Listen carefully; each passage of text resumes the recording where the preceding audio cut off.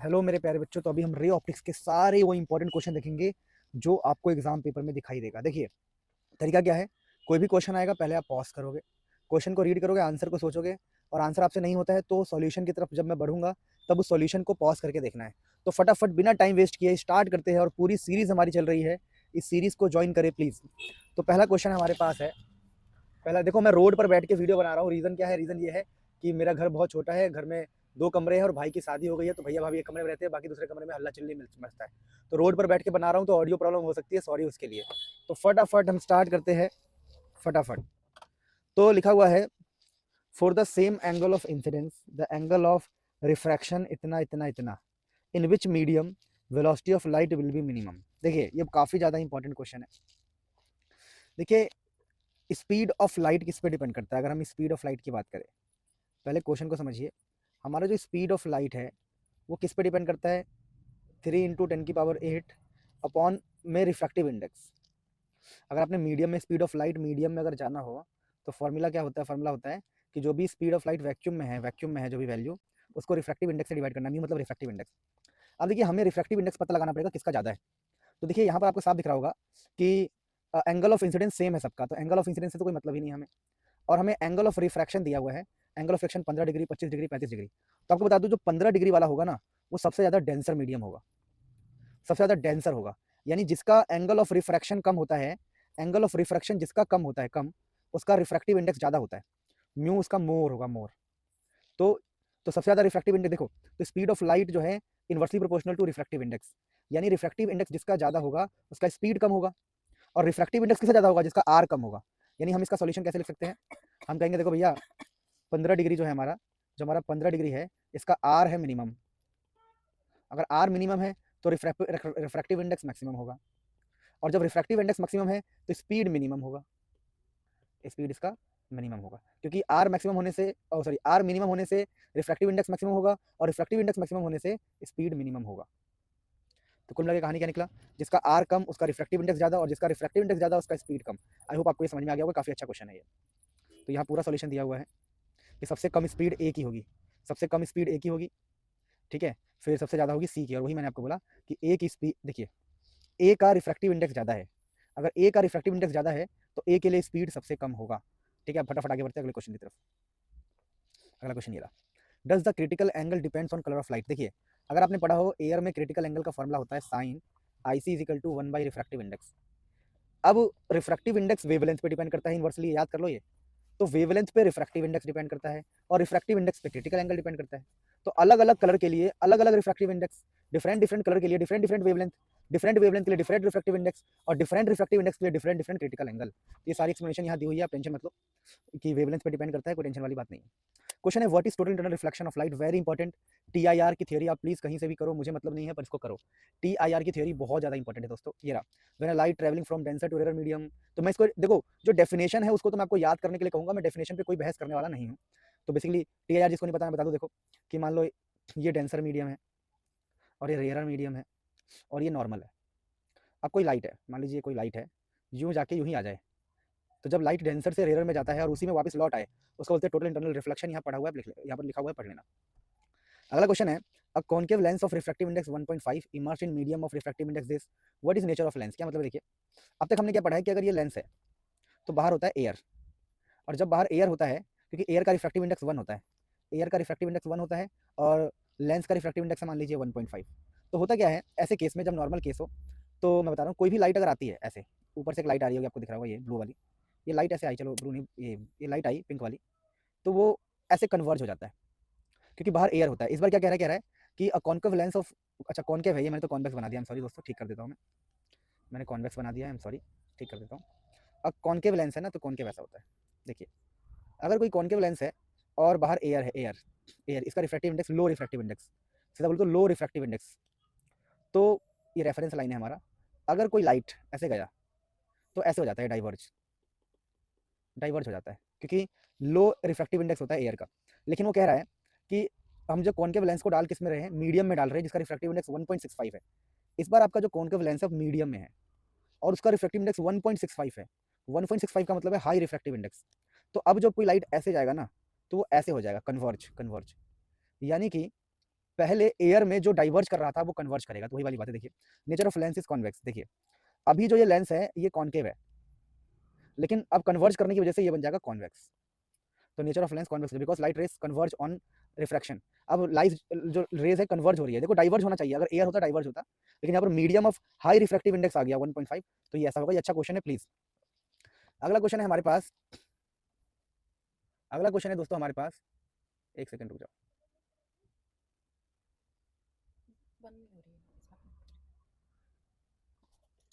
हो गई बंद, ठीक है। देखो तो क्वेश्चन है, अरे हो जाए यार, बंद नहीं हो रहा दोस्तों, रोड पर बैठा हुआ हूँ ना मैं, क्या ही बताऊँ आपको क्या हाल चल रहा है इतनी गर्मी।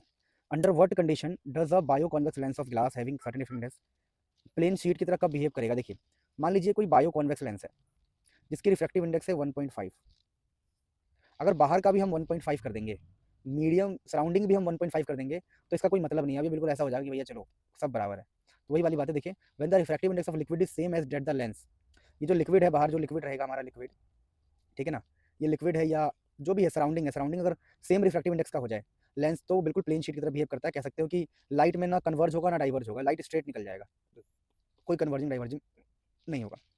अगला क्वेश्चन है using mirror formula explain why does a convex mirror always produce a virtual image.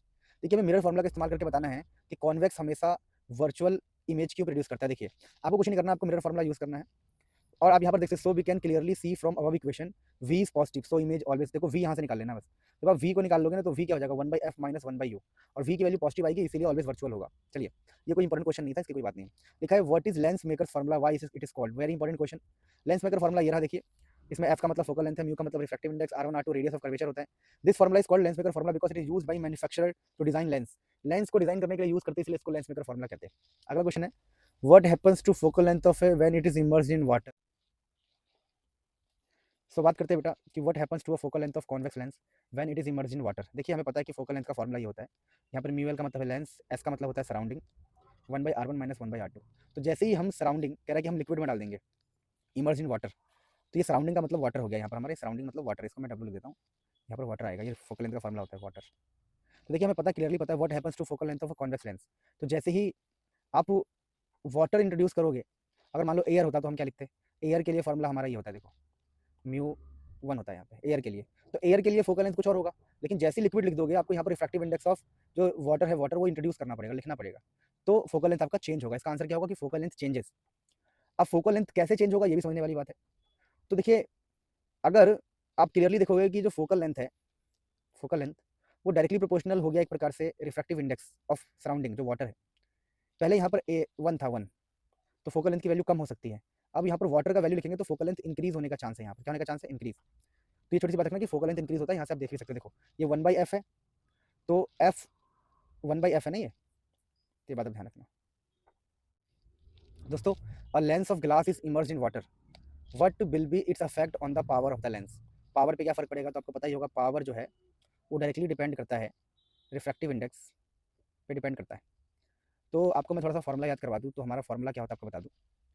तो फॉर्मूला ये होता है कि power is equal to mu of lens minus mu of surrounding, जो भी सराउंडिंग में होता है, अपन में refractive index of surrounding 1/r1 minus 1/r2।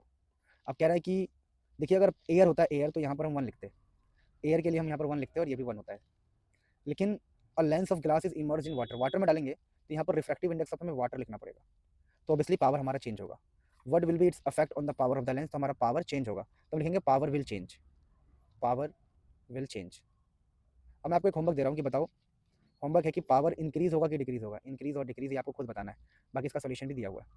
अब अगला क्वेश्चन है the focal length of equiconvex lens is equal to the radius of curvature, what is refractive index of the lens material. ये काफी अच्छा इंपॉर्टेंट न्यूमेरिकल है। देखिए यहाँ पर हम ये फॉर्मूला इस्तेमाल करेंगे, पहले बोलेंगे कि भाई हमें देखो दो दो कर्वेचर होता है, तो एक का रेडियस आगे की तरफ है, देखो एक कर्वेचर आगे की तरफ है, तो ये दूसरा वाला पीछे की तरफ है, तो r1 प्लस होगा, r2 आपका माइनस होगा, और फोकल लेंथ को भी r के बराबर बोला है, तो हम ये फॉर्मूला यूज करेंगे 1/f, और एयर में हमारा फॉर्मूला ये होता है 1/f is equal to mu minus 1 1/r1 minus 1/r2। अब f की जगह पर r पुट करना है, r1 की जगह पर r पुट करना है, r2 की जगह पर माइनस r पुट करना है, r2 की जगह पर आपको माइनस r पुट करना है, ताकि ये माइनस और माइनस मिलकर प्लस हो जाए, ठीक है। तो देखिए r यहाँ आ गया, ये माइनस r यहाँ आ गया, जिससे ये वाला माइनस जो है यहाँ आके प्लस हो गया। तो यहाँ से आपको फटाफट वैल्यू मिल जाएगी रिफ्रैक्टिव इंडेक्स की सॉल्व करने के बाद, क्योंकि ये वाली वैल्यू तो हमारे किसके बराबर है बताओ, आर आर से आर कट जाएगा यहाँ से, तो बस यहाँ से रिफ्रैक्टिव इंडेक्स निकल जाएगा। अच्छा क्वेश्चन था। अगला क्वेश्चन है कि you are given two converging lens of focal length इतना और इतना centimetre to design a compound microscope. It is desired to have magnification of 30, find out the separation between the objective and eyepiece. बहुत ही easy question है, इस question को ध्यान से देखना, अच्छा क्वेश्चन है। क्वेश्चन क्या है देखिए, क्वेश्चन कह रहा है कि भाई देखो, आपको मैं दे रहा हूँ 5 सेंटीमीटर और 1.25 सेंटीमीटर दोनों फोकल लेंथ दिया हुआ है। फोकल लेंथ 1.25 दे रखा है और 5 दे रखा है, ठीक है। कंपाउंड माइक्रोस्कोप बनाना है, ठीक है, और मैग्निफिकेशन भी दे रखी है और सेपरेशन पूछा है हमसे। तो भाई सिंपल है, हम ये वाला फॉर्मूला इस्तेमाल करेंगे, m is equal to minus L by F nought 1 plus D by F E. अब यहाँ पर हमें निकालना एल होता है, एल का मतलब होता है सेपरेशन, दो लेंसेज के बीच में जो सेपरेशन होता है उसको हम एल बोलते हैं। तो मैग्निफिकेशन दिया हुआ था, सारी वैल्यूज दी थी, यहाँ से आपको एल मिल जाएगा। अगला क्वेश्चन देखिए दोस्तों, equi convex lens of focal length F is cut into two identical plano convex, how will the focal length. देखो क्वेश्चन ये है कि हमारे पास एक लेंस था, उसको कट कर दिया हमने दो हिस्से में, ऐसे और ऐसे हमने कट कर दिया प्लेन हिस्से में, इसको कट कर दिया दो हिस्से में। तो फोकल लेंथ कैसे चेंज होगा समझते देखिए। अगर कटा ना हो तो हम फॉर्मुला इस्तेमाल करते हैं 1/f म्यू माइनस 1, समझिएगा ये फॉर्मुला, ये 1/f है। अगर कटा ना हो तो 1/f mu minus 1 1/r plus 1/r, क्योंकि आपको पता होगा एक साइड होता है पॉजिटिव वाला और एक होता है नेगेटिव वाला, रेडियस में एक पॉजिटिव एक नेगेटिव होता है। तो फॉर्मुला लगाओगे तो प्लस हो जाता है, यहाँ पे मेन फॉर्मुला ये होता है, देखो 1/f is equal to mu minus 1 1/r1 minus 1/r2।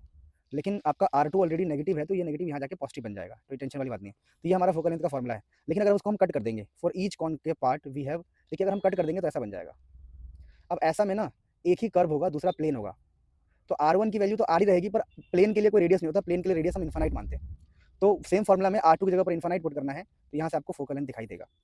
अब दोनों में फर्क देखना है तो आप कुछ नहीं कर सकते, ये एफ डैश मान लो इसको, एफ डैश, एफ डैश। आप कुछ नहीं करना है, आप इन दोनों को आपस में डिवाइड कर दोगे, देखो ये एफ है और ये एफ डैश है, दोनों को डिवाइड करोगे तो आपको रिलेशन मिल जाएगा। तो ये ध्यान रखना है, the focal length becomes double, मतलब कुछ नहीं है, इसको इक्वेशन 1 मानना है, इसको इक्वेशन 2 मानना है, एफ डैश वाले को डिवाइड करेंगे तो आंसर आ जाएगा। तो फोकल लेंथ आपका, ये अच्छा क्वेश्चन था, काफी इंपॉर्टेंट क्वेश्चन था, ये एग्जाम में आ भी सकता है, ध्यान रखना इस बात को। प्यारे बच्चों, एक काफी इंपॉर्टेंट क्वेश्चन, क्वेश्चन क्या है देखो, क्वेश्चन ये है दोस्तों कि बेटा रोड पर बैठ के शूट कर रहा हूँ, अगर आवाज़ अगर ठीक ना है तो सॉरी फॉर डैट, कि घर में आपको पता है ये दो रूम है, एक रूम में भैया भाभी रहते हैं, एक मम्मी पापा रहते हैं, तो वही वाली प्रॉब्लम है। रात को तो कई बार कान में रूल लगाना पड़ता है क्योंकि रूम दोनों सटे हुए हैं ना, तो भैया भाभी की नई नई शादी हुई है। ठीक है, मेरी बात सुनो ध्यान से। How does the focal length of a convex lens change if monochromatic light is use instead of violet light. क्या मतलब है देखिए, हमें पता है कि जो हमारा फोकल लेंथ होता है वो रिफ्रैक्टिव इंडेक्स पे डिपेंड करता है, समझिएगा, ये फोकल लेंथ का फॉर्मूला होता है। अब रिफ्रैक्टिव इंडेक्स वेवलेंथ पे डिपेंड करता है, वेवलेंथ के इनवर्सली प्रोपोर्शनल होता है। तो अगर आप रेड से वॉयलेट में शिफ्ट हो गए तो वेवलेंथ डिक्रीज होगा, रिफ्रैक्टिव इंडेक्स इंक्रीज होगा। और जब आपका रिफ्रैक्टिव इंडेक्स इंक्रीज होगा तो फोकल लेंथ, अब ये इंक्रीज होगा तो ये डिक्रीज हो जाएगा। तो ये इसके हिसाब से आंसर कर लेना, ठीक है, यहाँ प्रॉपर लिखा हुआ है, तो कोई टेंशन वाली बात नहीं है। अब ये क्वेश्चन काफी इंपॉर्टेंट है, ध्यान दीजिए, लिखा है path of parallel beam of light passing through a convex reflecting. तो बोला है कि देखो यार लाइट बिल्कुल पार हो जा रही है, लाइट बिल्कुल पार हो रही है, इसका मतलब क्या है कि दोनों का रिफ्रैक्टिव इंडेक्स बराबर होगा। मैंने आपको बताया था ऐसे करके कि अगर ये 1.5 है, ये भी 1.5 और ये भी 1.5 हो जाए तो बिल्कुल स्ट्रेट लाइन पास होती है। तो इसका आंसर ये वाला है, काफी इंपॉर्टेंट क्वेश्चन ये हो सकता है। अगला क्वेश्चन हमारे पास क्या है देखिए, जियांट जियांट नहीं जाइंट, स्पेलिंग भी गलत हो सकता है। रिफ्रैक्टिव टेलीस्कोप है, objective lens of focal length इतना, आईपीस फोकल लेंथ इतना है, व्हाट इज एंगुलर मैग्निफिकेशन। देखिए बहुत ही इंपॉर्टेंट क्वेश्चन है ये। एंगुलर मैग्निफिकेशन का फॉर्मुला ये होता है f0/fe, और आपको सारी वैल्यूज दी हुई थी 15 और ये था आपका 1 सेंटीमीटर ना, देखो एक 1 सेंटीमीटर है, एक 15 मीटर है, तो 15 मीटर और 1 सेंटीमीटर को डिवाइड करेंगे, मैग्निफिकेशन आ जाएगा। अगला क्वेश्चन है how does the refractive index of A transparent medium depend on the wavelength of incident light used. Refractive index wavelength के इनवर्सली प्रोपोर्शनल होता है, इसको हम कॉची इक्वेशन कहते हैं। किसी की वेवलेंथ अगर कम जाएगी तो उसके लिए रिफ्रैक्टिव इंडेक्स बढ़ जाएगा। ये काफी अच्छा क्वेश्चन था, आप इसको रीड कर लेना, पॉज करके रीड कर लेना, आगे बढ़ते हैं फटाफट। इसको भी पॉज करके रीड कर लो भाई, ये रहा, कहाँ गया ये रहा, जो मैंने टाइम नहीं दिया था आपको। चलिए अब दोस्तों अगला क्वेश्चन क्या है, out of blue and red light which is deviated more by a prism. देखिए डेविएशन का फॉर्मुला, डेविएशन जो है, deviation directly proportional refractive index के होता है, और refractive index inversely proportional to wavelength होता है। काफी इंपॉर्टेंट क्वेश्चन। तो बोला कि out of blue and red, तो जिस वेवलेंथ रेड का ज्यादा है तो रिफ्रैक्टिव इंडेक्स कम होगा। तो हमारा जो रेड है, रेड का वेवलेंथ ज्यादा होता है, रिफ्रैक्टिव इंडेक्स कम होता है, रिफ्रैक्टिव इंडेक्स कम होने से उसका डेविएशन भी कम होता है। तो यहाँ सब लिखा हुआ है, पढ़ सकते हैं कि डेविएशन रिफ्रैक्टिव इंडेक्स पर डिपेंड करता है, और सारी कहानी लिखी है, आप रीड कर सकते हो, अदरवाइज मैंने आपको बता दिया। फिर दोस्तों अगर हम आगे बात करें, एक मिनट मैं देख लूँ कि मेरा ऑडियो रिकॉर्ड हो रहा है कि नहीं हो रहा है यार, ऑडियो हो रहा है रिकॉर्ड। अब दोस्तों अगले क्वेश्चन की अगर हम बात करें तो अगला क्वेश्चन हमारी स्क्रीन के पास है, why does the white light disperse when passes through a glass prism. देखिए आपको पता होगा जो डेविएशन है डायरेक्टली प्रोपोर्शनल होता है रिफ्रैक्टिव इंडेक्स के, अलग अलग लाइट के लिए, जैसे हमने कहा भैया, और रिफ्रैक्टिव इंडेक्स वेवलेंथ पर डिपेंड करता है। तो अलग अलग वेवलेंथ के लिए अलग अलग रिफ्रैक्टिव इंडेक्स, और अलग अलग रिफ्रैक्टिव इंडेक्स के लिए अलग अलग डेविएशन। तो हमारा समझा रहा हूँ मैं आपको, तो जब एक व्हाइट लाइट जाता है ना, व्हाइट लाइट जाता है तो होता क्या है, व्हाइट लाइट जब जाएगा तो रेड वाले की डेविएशन कम होगी, तो रेड थोड़ा कम डेविएट होता है, वॉयलेट बहुत ज़्यादा डेविएट होगा। तो हर कलर का वेवलेंथ अलग होता है, वेवलेंथ अलग होने से रिफ्रैक्टिव इंडेक्स अलग होगा, और रिफ्रैक्टिव इंडेक्स अलग होने से डेविएशन अलग होगा।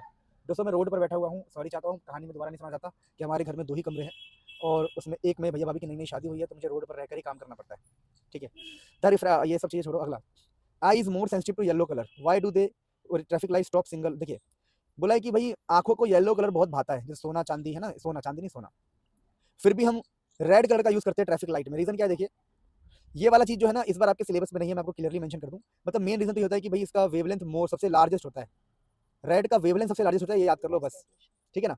तो लार्जेस्ट वेवलेंथ होता है रेड का, बस सिंपल याद रख लो। अदरवाइज ये वाली चीजें हमारे सिलेबस में नहीं है, फिर भी पेपर में आ जाए तो याद रखना है। देखिए और लॉजिक क्या है आप सब जानते ही है, कोई टेंशन वाली बात नहीं है कि रेड का वेवलेंथ सबसे ज्यादा होता है, इसीलिए उसको हम इस्तेमाल करते हैं, ठीक है। तो ये ध्यान रखना। बाकी आपको रीड करना है तो आप यहाँ से रीड कर सकते हैं, पर ये वाली चीजें हमारे सिलेबस में नहीं है। कौन से सिलेबस में नहीं है? सीबीएसई के सिलेबस में अब ये वाला स्कैटरिंग वाले क्वेश्चन अब नहीं आते हैं, ठीक है। चलिए फिर भी आप रीड करना तो रीड कर सकते हैं। अगला क्वेश्चन है, objective an object is first in red light then in violet light through a simple microscope, in which case the magnifying power of simple microscope is greater. काफी इंपॉर्टेंट और घुमाया हुआ क्वेश्चन है। देखिए मैग्निफिकेशन का formula होता है 1+d/f। अब देखिए जो फोकल लेंथ है वो रिफ्रैक्टिव इंडेक्स पे डिपेंड करता है, समझिएगा। जो फोकल लेंथ है रिफ्रैक्टिव इंडेक्स पे डिपेंड करता है, और रिफ्रैक्टिव इंडेक्स वेवलेंथ पे डिपेंड करता है। तो रेड का वेवलेंथ ज्यादा होगा, उसका रिफ्रैक्टिव इंडेक्स कम होगा, और जब रिफ्रैक्टिव इंडेक्स कम होगा तो फोकल लेंथ भी कम होगा। तो फोकल लेंथ, एक मिनट, वेवलेंथ ज्यादा है तो रिफ्रैक्टिव इंडेक्स कम।